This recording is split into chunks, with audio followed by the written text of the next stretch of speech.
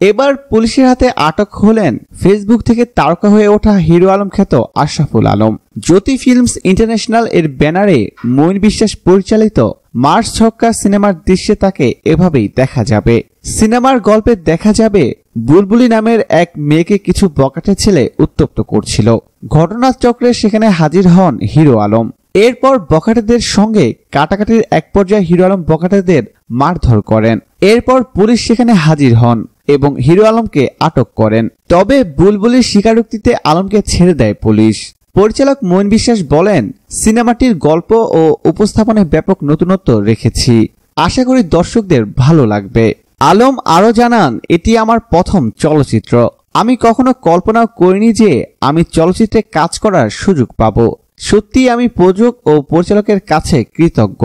আশা করি সিনেমাটি সবাই হলে গিয়ে দেখবেন। প্রিয় দর্শক, ধন্যবাদ ভিডিওটি দেখার জন্য। নিত্য নতুন এক্সক্লুসিভ সব খবর পেতে এখনই সাবস্ক্রাইব করুন এইচডি ওয়েবসে।